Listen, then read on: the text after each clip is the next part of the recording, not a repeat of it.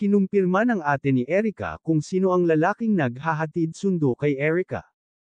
Bago natin ipagpatuloy ang reaction video na ito, hiling ko lang na tapusin ang panunood para malaman ang nilalaman nito, at kung bago ka lang sa channel na ito, paki-subscribe naman. Maraming salamat. Isang mapagpalang araw sa inyong lahat mga kalingap.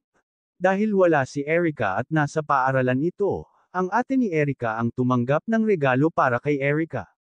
Medyo natakot nga ito hawakan ang regalo at baka raw may bomba ang nasa loob nito. Ika nang nag-deliver kung bomba yan, dapat kanina pa ako sinabogan yan. Nagtaka ang ate ni Erica kung saan galing ang regalo. Iniisip pa nga niya na baka sa kamag-anak nila ito galing.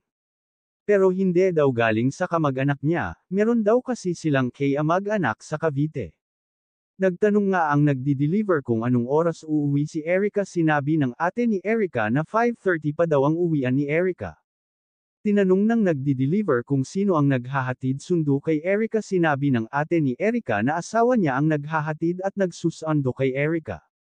Sa makatuwid, ang bayaw na pala ni Erica ang naghahatid sa kanya at ito na rin ang sumusundo. Marami kasing netizen at viewers ang nagkokomento na baka nagkikita ng palihim itong si Edo at Erica. Para sa opinyon ko naman po, wala naman masama kung magkita sila dahil hanggang sa ngayon ay magkaibigan pa rin naman sila.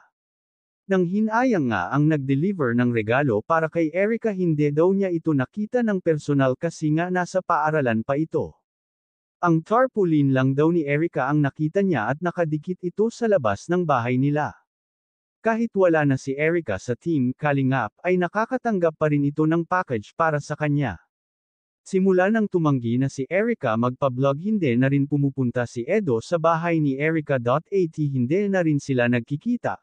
Kung mag-live man si Edo, hanggang doon na lang ang kanilang komunikasyon, hanggang chat na lang. Kung mapapansin natin, napaka-busy na Edo sa kanyang pag-i-scout. Hanggang dito na lang ang update ko mga ka-viewers. Bago tayo magtapos, huwag natin kalimutan suportahan ang ama ng Kalingap na si Val Santos Matubang at si Kalingap Rab. Maraming salamat at God bless sa inyong lahat.